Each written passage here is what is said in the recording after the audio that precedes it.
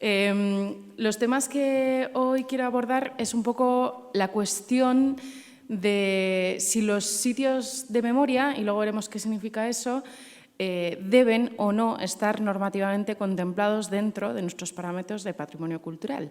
Y a la gente que nos dedicamos también al tema de patrimonio industrial, esto no os sonará ajeno. De hecho, ayer cuando se hablaba también de cómo el patrimonio industrial fue entrando en la normativa española, ¿no? Veíamos efectivamente las características que había tenido, las dificultades para justificar su ubicación dentro de un concepto patrimonial mucho más arcaico, cerrado o estrecho, y es lo que también considero, desde mi punto de vista, que está pasando con los sitios de memoria. Es también un patrimonio, al igual que sucede con el industrial, que en parte visibiliza discriminaciones, visibiliza otras formas de participar en la sociedad y, bueno, eso no siempre es sencillo. Asimismo, son lugares que en su momento pudieron no ser orgullo nacional, desde luego, y hoy, bueno, se constituyen de alguna manera como tal, en algunos casos. De manera que algunas particularidades sí que comparte con los espacios industriales e incluso, ¿por qué no?, existen espacios industriales, patrimonio industrial, que también al final ha terminado lamentablemente siendo un lugar de memoria. Voy a plantear sobre todo el debate que existe actualmente en UNESCO en torno a la Convención de Patrimonio Mundial, ya que también es, bueno, aparte de uno de los ámbitos donde trabajo claramente, el que estas conferencias nos agrupa por el 50 aniversario, pero también voy a mencionar cómo este tema ha impactado en otras agencias de Naciones Unidas y dar dos pinceladas o tres del caso del Estado español. En realidad, y esto nos llevaría a otro congreso entero, no vamos a entrar tampoco a definir exactamente esta mañana qué es un lugar de memoria, pero no podemos dejar de, por lo menos, señalar algunas cuestiones. No existe una terminología compartida, no hay un solo modo de llamar a este patrimonio, no existe una clasificación a la que agarrarnos y ampararnos y tenemos efectivamente desde sitios de conflicto hasta ideas como memorias negativas, que es la que UNESCO ha utilizado, como luego veremos, y que por tanto tienen una connotación, digamos en ese sentido, entre comillas, negativa. Tenemos incluso gente que lo vincula con el dark tourism, para mí es una cuestión totalmente diferente, pero bueno, se le ha llamado difficult heritage, landscapes of tragedy, lieu de mémoire, y por supuesto también alguna gente lo vincula más con una mirada de un turismo ético para aprender, etcétera. En realidad, lo que está claro es que, entre comillas, fueron lugares de vergüenza en su momento y en los últimos tiempos muchos estados y otro tipo de administraciones están optando, porque hoy no me voy a centrar tanto en toda la labor ingente de las asociaciones, pero las administraciones también están en los últimos tiempos aceptando o incluso promoviendo como patrimonio muchos de estos espacios. Por tanto, hay un cambio en esa visión que vamos a apostar por ver cómo sucede. Uy, esto ahora no quiere pasar.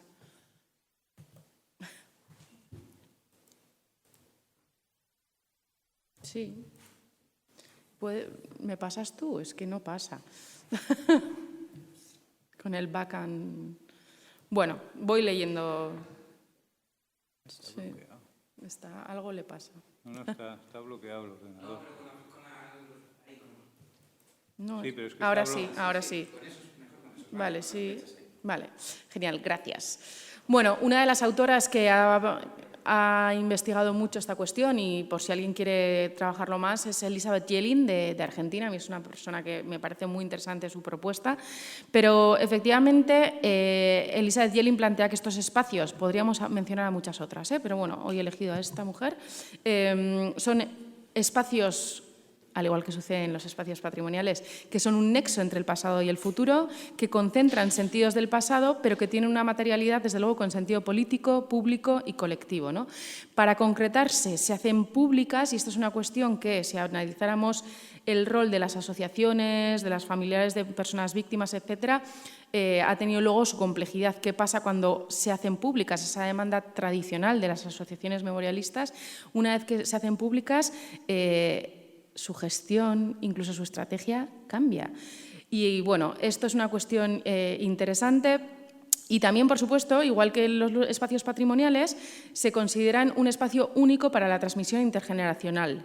Pero es verdad que esa transmisión y significado al igual que en otros espacios patrimoniales, no están asegurados de antemano, ¿no? Y, evidentemente, y esto es interesante para luego el debate que vamos a ver en UNESCO, la visión que tenemos de estos espacios va cambiando en la medida en que cambia nuestra sociedad y nuestra percepción política.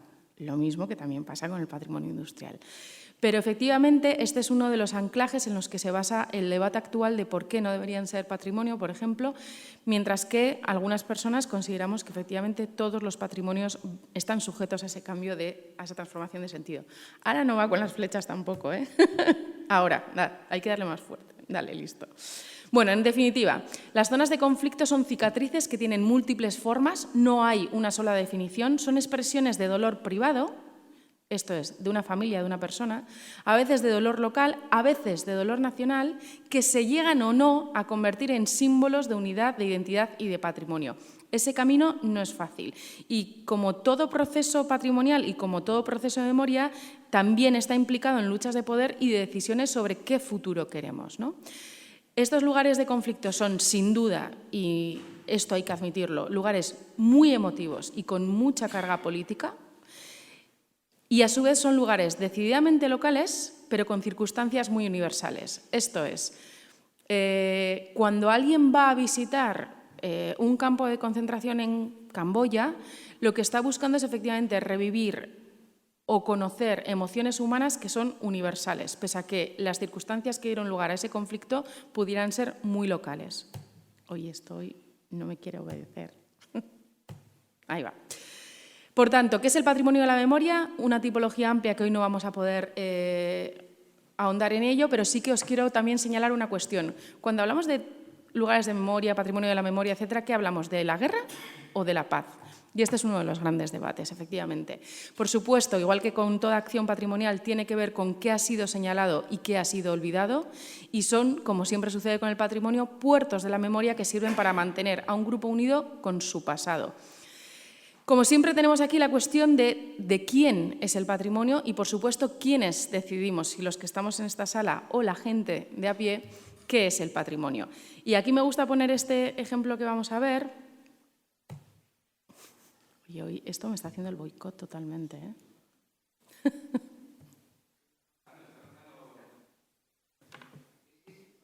Vale, ahora sí, pero bueno.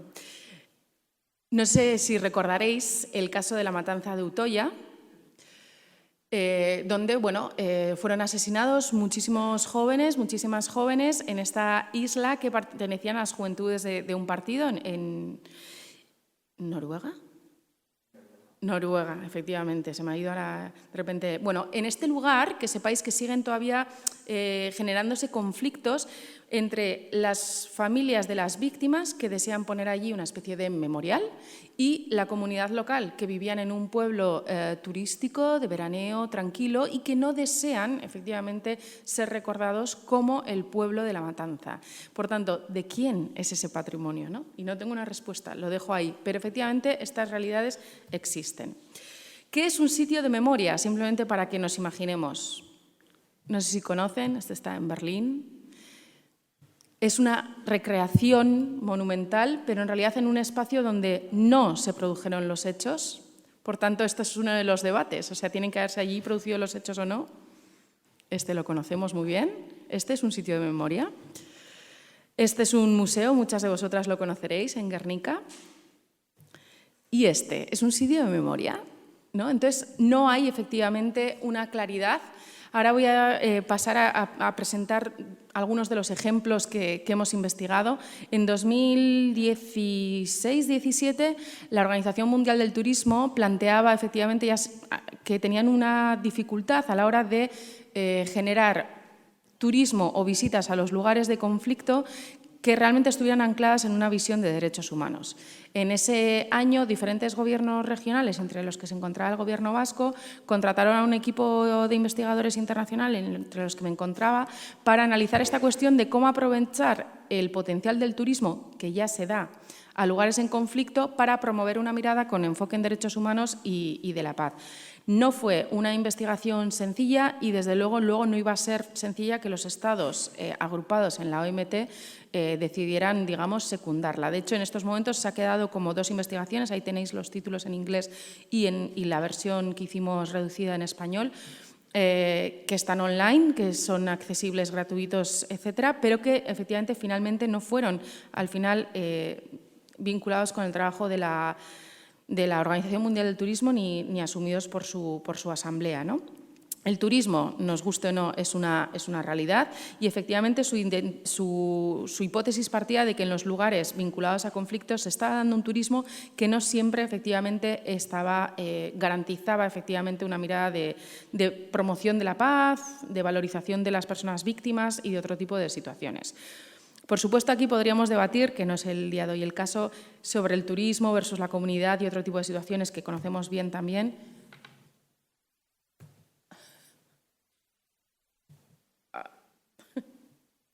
Ahí va. Pero efectivamente hay un interés turístico en zonas de conflicto. Veis ahí esa imagen que es del mismo espacio que señalábamos antes, que fue muy compartida en redes, de cómo las turistas y los turistas nos hacemos selfies a veces sin considerar realmente qué estaba sucediendo en ese espacio. En cualquier caso, son una gran variedad de lugares donde había que analizar si todo valía.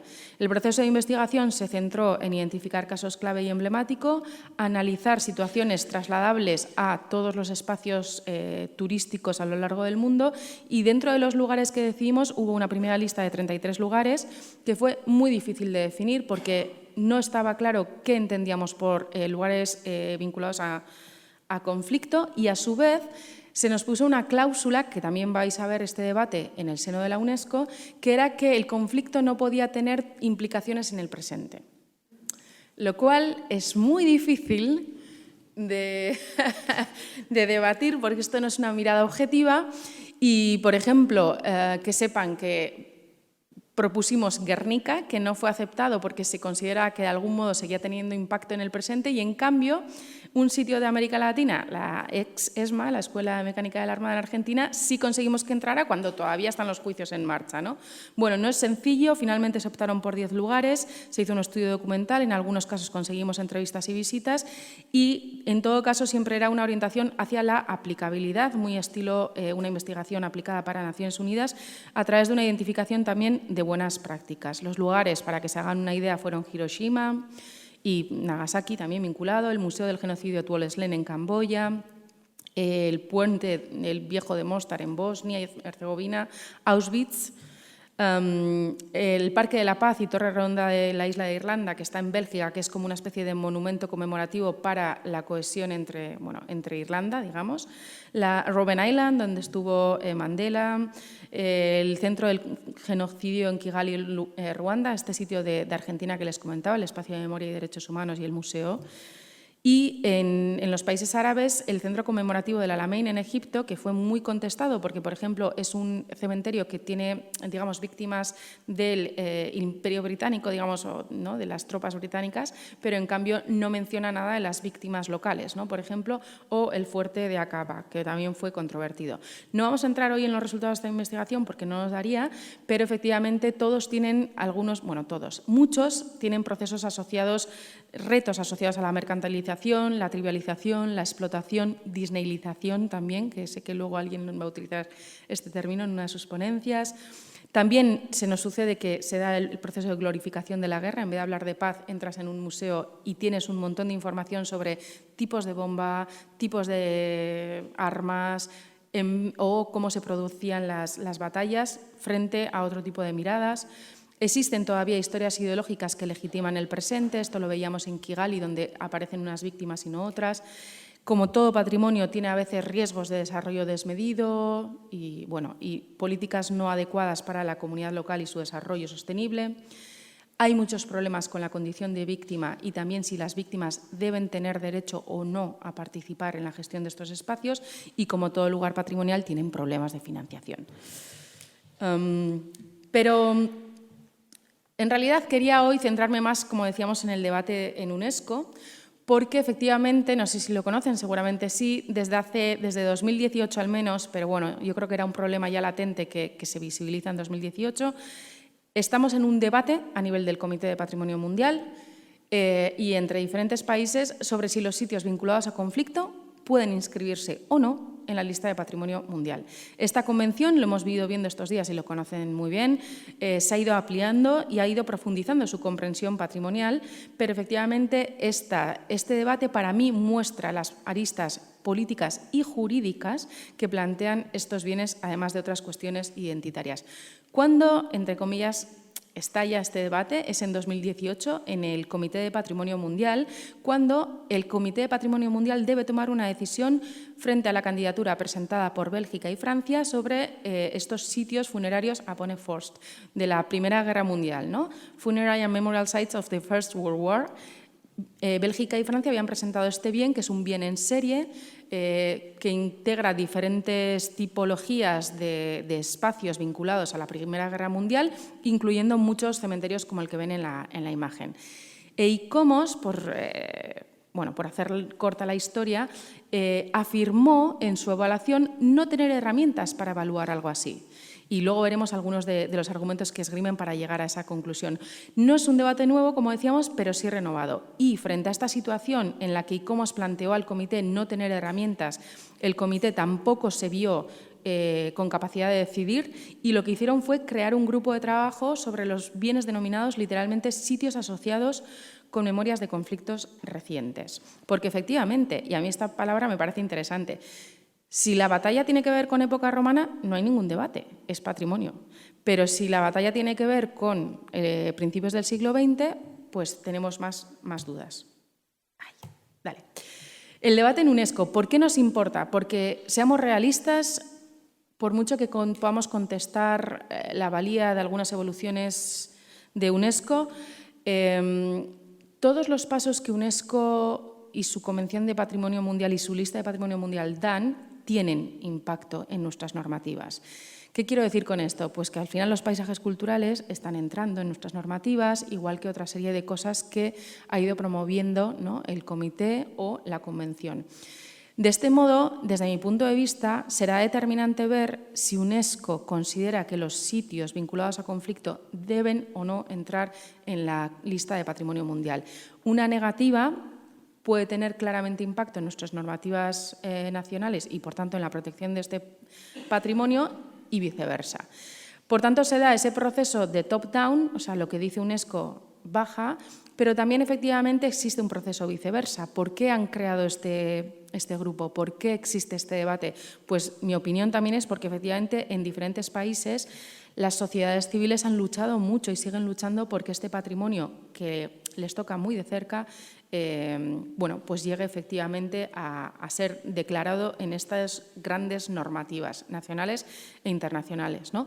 De este modo, tenemos que recordar, porque a veces se nos olvida, que la patrimonialización es una respuesta social que se convierte en institucional a la necesidad de entender nuestro pasado, a la necesidad de poder procesar lo vivido.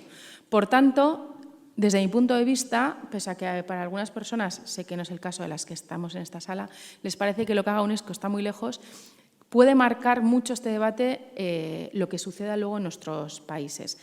Pero una de las claves, algunas claves que tenemos que entender para entender el debate es que el Comité de Patrimonio Mundial, lejos de lo que la gente de a pie se imagina, es un órgano compuesto por representantes de países, es un órgano político. Por tanto, a la hora de tomar su decisión de si un bien o un tipo de bien va a entrar o no en la lista, necesariamente están condicionados por sus obligaciones políticas y también por sus sesgos políticos. Y esto, en los sitios de memoria, es determinante. También en otros, como en el patrimonio industrial, efectivamente, pero en los sitios de memoria es determinante.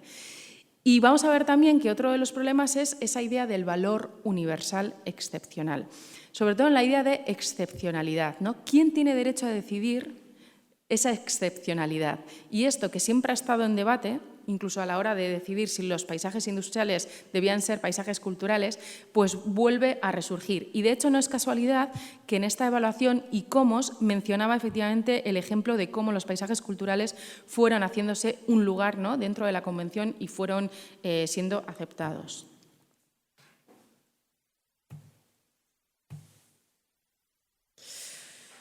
Ahí va. Planteaba que este debate es nuevo en el sentido de que en 2018 se vuelve a manifestar en el comité, se crea este grupo específico y se están tomando decisiones que ahora vamos a ir viendo sobre este bien de Bélgica y Francia, pero también en general sobre todos los bienes, pero efectivamente este debate no es nuevo. El comité siempre ha sido reticente a escribir este tipo de bienes. Por ejemplo, el ejemplo que he cogido es el de Auschwitz, que lo veis ahí, que efectivamente ya cuando fue inscrito, en 1979, pone ahí, el comité decide inscribir Austria como un sitio único y restringir la inscripción de otros sitios de naturaleza similar. Claro, ¿qué significa de naturaleza similar? ¿Solo campos de concentración? ¿Solo sitios de memoria? ¿Todos los sitios de memoria? Bueno, pero evidentemente esa inscripción de Auschwitz, con ese pero, ya indica que el comité no se sentía cómodo. De hecho, también hay un criterio, que es el criterio 6, que es el único, digamos, entre comillas, pero bueno, sí, es el único que está basado en valores asociativos o espirituales, esto es, en lo intangible, y que de hecho el comité decidió que no se puede inscribir ningún bien en la lista de patrimonio mundial hoy en día solo a través del criterio 6. No es solo por los sitios de memoria, pero de paso, efectivamente, invalida la idea de que un espacio pueda ser patrimonializable solo por sus valores, por ejemplo, conmemorativos. Tiene que tener una materialidad, efectivamente, que lo haga único, ¿no?, de ese valor universal excepcional. Existieron, por tanto, dificultades al inscribir Auschwitz y luego, muchos años más tarde, Hiroshima sufrió también dificultades. Fue muy contestado por otros países, como por ejemplo China, que manifestaba que se glorificaban las víctimas de Japón sin tener en cuenta que Japón también había sido victimario y había generado otras víctimas. Robben Island también sufrió dificultades, pero ahí está. ¿Y entonces qué sucede? Que efectivamente hay algunos países que consideran que sus sitios vinculados a conflicto también deberían estar, igual que Auschwitz, que Hiroshima, que Robben Island. Es el caso de este lugar de Bélgica y Francia que mencionábamos, pero también en estos momentos está en una especie de freezer que han creado en esta situación, han dejado congelados a algunos en el proceso, un sitio de Ruanda y un sitio de Argentina que es el de la ESMA, ¿no? En 2018, ICOMOS planteaba alguna serie de cuestiones para el debate que a mí me parecen interesantes. Una es la de que estos espacios que querían inscribir Bélgica y Francia no contaban con suficiente distancia temporal. Os recordará también esto algo al patrimonio industrial. O sea, esta realidad también se ve, ¿no?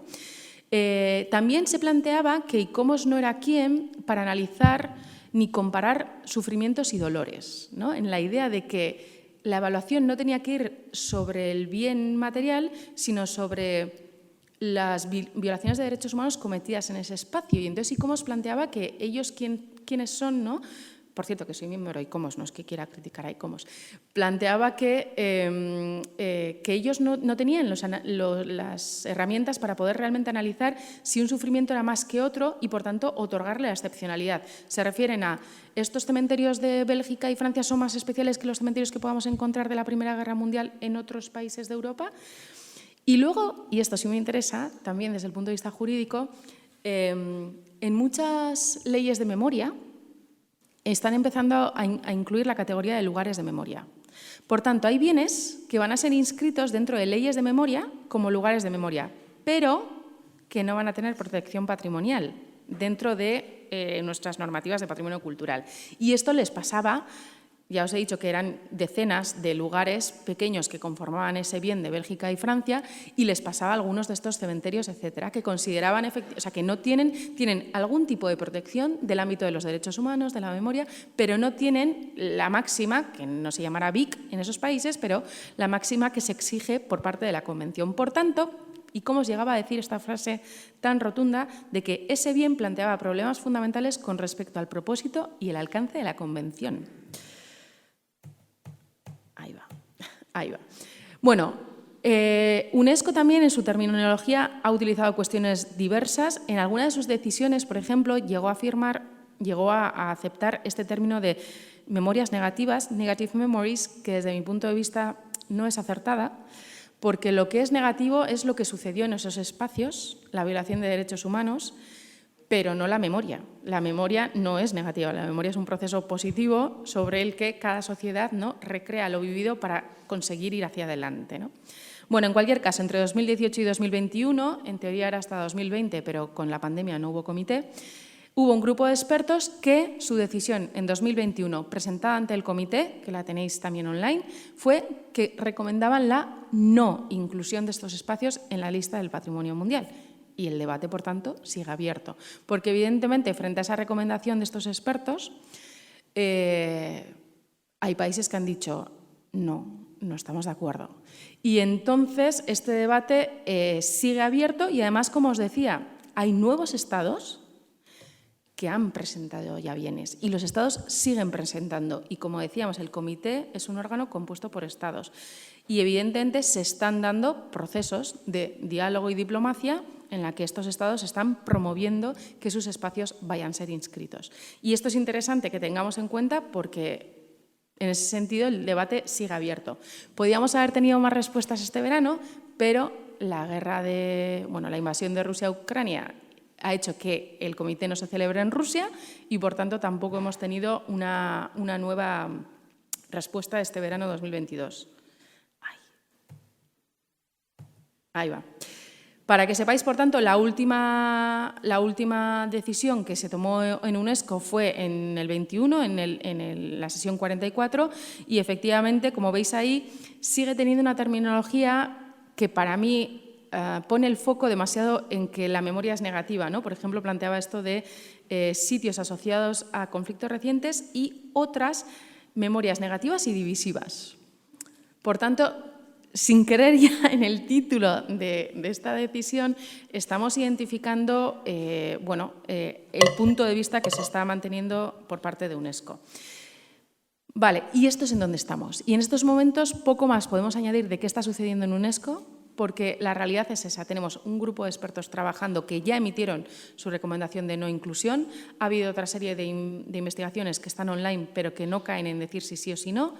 A su vez, los países siguen presentando y, de hecho, en el próximo comité se tendrá que dirimir sobre alguno de estos bienes y se tendrá que tomar también una decisión sobre aquel bien de Francia y Bélgica que está congelado, porque en una decisión bastante insólita, por lo menos en todos los 10 años que voy a comités del Patrimonio Mundial, es la primera vez que veo, se creó incluso una nueva terminología para decir qué hacíamos con el bien de Francia y Bélgica, que no se decidió nada, o sea, ni sí ni no, y se le dejó una especie de, como yo digo, el freezer, ¿no? Pues que se tomaría la decisión una vez que se hubiera resuelto el debate. Como el debate no se ha resuelto, pues el bien sigue ahí.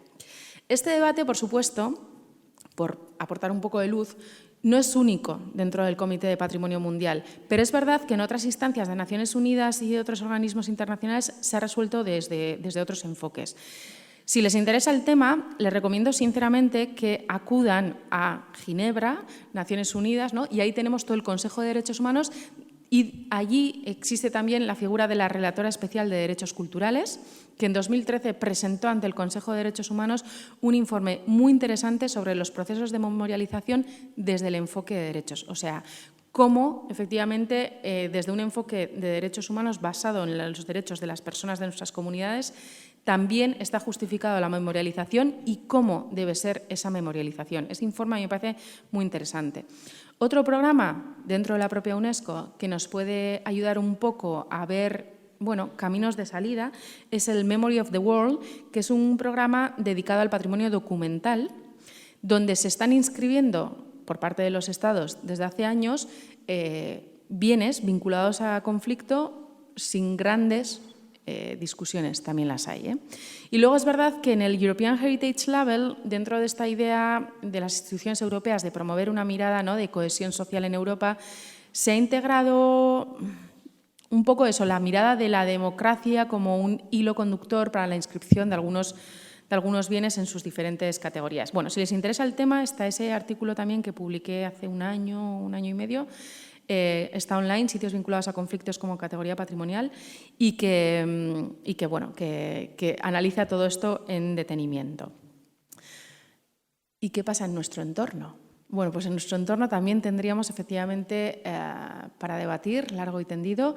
Vamos a hacer solo un breve repaso y voy a conseguir ceñirme al tiempo, pero en nuestro entorno efectivamente, como ayer se presentaba, existe la ley que actualmente tenemos, que es la 16/1985 de Patrimonio Histórico Español, donde la conclusión debería ser que si bien no se contemplan específicamente los lugares de memoria, lo cual evidentemente va a dificultar que sean considerados, tampoco impide la protección, algo que también os sonará dentro del patrimonio industrial. Y esta es una realidad. Cuando acudimos a nuestras normativas, tanto a nivel estatal como las que se mencionaban ayer, ¿no? Incluso las más recientes, por ejemplo, por donde vivo, la del País Vasco, etcétera, no hay nada en esas leyes que impida inscribir lugares de memoria, pero tampoco hay nada que lo aliente, y sabemos lo que sucede cuando algo no se visibiliza. De hecho, por ejemplo, cuando hice esta investigación sobre qué sucedía en el Estado español, bueno, tenemos el buscador, que es bueno, en otro sentido, no está hoy el compañero del Ministerio de Cultura, ¿no?, para poder también comentar esto, el buscador de los BICs que tenemos inscritos. Si realmente queremos buscar algo vinculado a conflictos recientes, el buscador solo nos da estos dos resultados. Puedo haberme equivocado, pero estos son los que obtuve.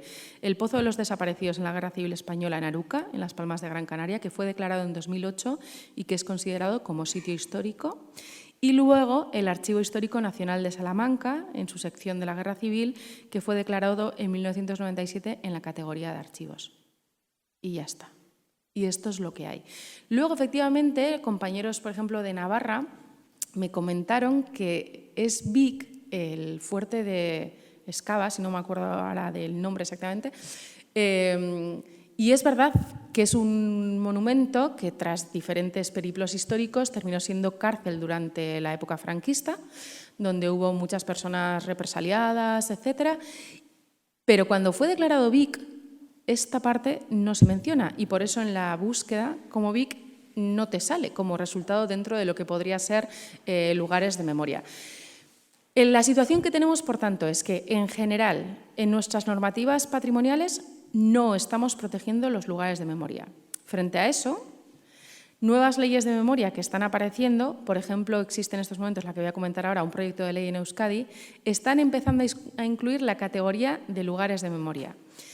Y en la práctica, sin concretar, pero con diferentes responsables de diferentes gobiernos, tanto estatales como autonómicos, tenemos la constatación de que efectivamente existe poca colaboración, ningún conocimiento o ninguna relación entre los departamentos de la Dirección de Patrimonio Cultural y las nuevas, que son mucho más recientes, pues direcciones de política de la memoria democrática, de derechos humanos, bueno, todo este batiburrillo que también se está poco a poco confeccionando como una línea de políticas públicas.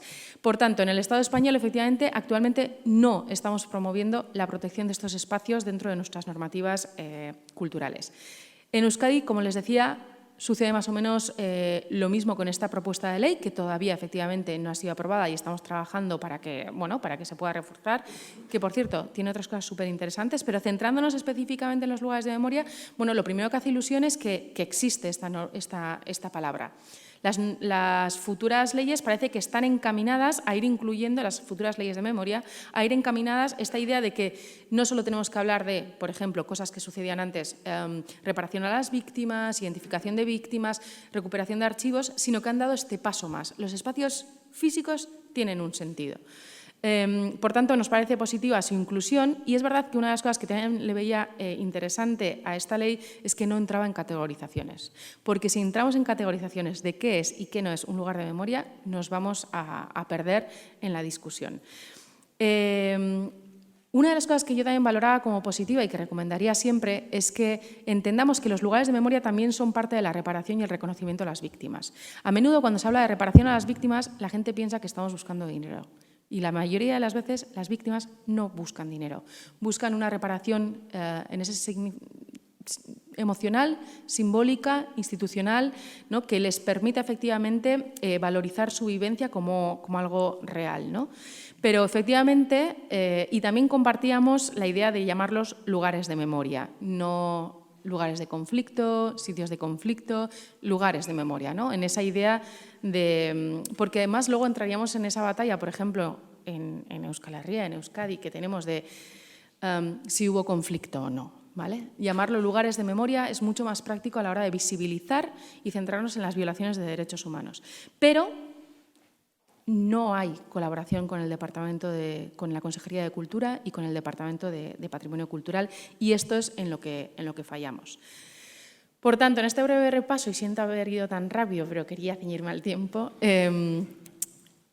los lugares de memoria existen, están siendo, en la mayoría de los casos todavía, protegidos, visibilizados y cuidados por personas a título individual, por asociaciones, por víctimas de familiares de víctimas, y cada vez más, y esto lo celebramos, las instituciones nos estamos dando cuenta de que también tenemos que protegerlo. Pero invitamos a profundizar en esta figura y especialmente en esa coordinación entre ministerios, que hoy en día no existe, y validar algo que yo no opino que necesariamente todos los lugares de memoria tengan que estar protegidos como patrimonio cultural, porque las protecciones como patrimonio cultural todas sabemos que efectivamente tienen unos corsés muy estrechos que a veces no siempre luego van a validar procesos, por ejemplo, de participación de las víctimas en el lugar, procesos educativos, etcétera. Dependerá. Pero lo que tengo claro es que no podemos seguir en esta dicotomía extraña en la que algunos sitios son protegidos como lugares de memoria por leyes de memoria sin tener ninguna vinculación con nuestros compañeros de patrimonio cultural. Y, efectivamente, esto es lo que nos está pasando también en UNESCO. Yo no voy a decir que estemos divididos, pero toda la amalgama de personas, expertos, especialistas, políticos, instituciones que estamos en torno a la Convención de Patrimonio Mundial, pues efectivamente tenemos miradas muy diferentes. Y además, ¿por qué no mencionarlo en la comodidad de esta sala?, que también tiene connotaciones, por ejemplo, no se ve igual en Europa que en los países del sur global. En el sur global se está apostando a veces mucho más, ¿no?, por incluir estos bienes que en Europa, aunque también hay países de Europa, como veíamos, como Francia y Bélgica, que apuestan por ello, pero bueno, es verdad que mi conclusión sería que ninguna normativa nos impide hoy en día la inclusión de lugares de memoria, la inscripción de lugares de memoria, la protección de estos espacios, pero tampoco se facilita. Y los debates internacionales evidencian que frente a muchas voces que dicen que bueno, este tema no tiene ninguna actualidad, pues la verdad es que siguen de mucha actualidad. ¿Qué necesitamos? Desde luego, tiempo y trabajo. Necesitamos trabajar en lo jurídico. Esto que comentábamos de que las normas siguen en un divorcio fáctico que necesitaríamos mejorar tanto en la normativa como en las políticas vinculadas, implementadas, etc. También, y hoy no era el objeto de mi presentación, pero creo que es uno de los temazos, en el objetivo de para qué protegemos estos espacios, por qué y para qué los protegemos. Porque eso va a ser clave, por ejemplo, en dirimir debates sobre si tenemos que glorificar la guerra o glorificar la paz, de quién son estos espacios, si las asociaciones que siempre los protegieron deben tener siempre un lugar en su gestión o una vez que se institucionalizan la realidad cambia. Podríamos contar miles de ejemplos, Yo siempre cuento que a mí me gustan esos sitios que son institucionales, o sea, que el Estado o la autoridad competente asume la gestión, pero que tienen, por ejemplo, órganos colegiados a la hora de gestionar muchas de estas cosas o que garantizan, por ejemplo, que X días al año el centro se cierra solo para las personas víctimas y sus familias. Bueno, X ideas, ¿no?, que podríamos trabajar. Y, por supuesto, en el cómo, ¿no? La presentación de narrativas es clave. Yo comparto esto con ICOMOS, cuando ICOMOS y algunos países plantean ante el comité que tienen miedo de que al final estos espacios se vuelvan lugares para justificar violencias, para justificar determinadas ideologías, para garantizar la permanencia en el poder de algunos regímenes. Yo lo entiendo y efectivamente no somos ilusos y vemos que hay que trabajarlo. Efectivamente, la presentación de narrativas, desde donde yo trabajo, la anclaríamos. Esa es la recomendación, en un enfoque de derechos. En esto que decíamos de vámonos a Ginebra, vamos a ver cómo el Consejo de Derechos Humanos aborda todo este tema de la memorialización. Y, por supuesto, en el rol de las personas víctimas, ¿no?, que si siempre tenemos dificultades, admitámoslo, como gestores patrimoniales de incluir a la comunidad, pues es aún más difícil cuando encima son víctimas de graves violaciones de derechos humanos. Y con todo esto, gracias por escucharme. Les invito a que sigan este interesante debate y que lo promuevan allá donde vivan, porque necesitamos seguir trabajándolo. Es un debate no cerrado, es un debate que no tiene respuestas únicas y que iremos igual que sucedió con el patrimonio industrial, pues generando respuestas en la medida en que trabajemos un poco más interconectadas. Muchas gracias.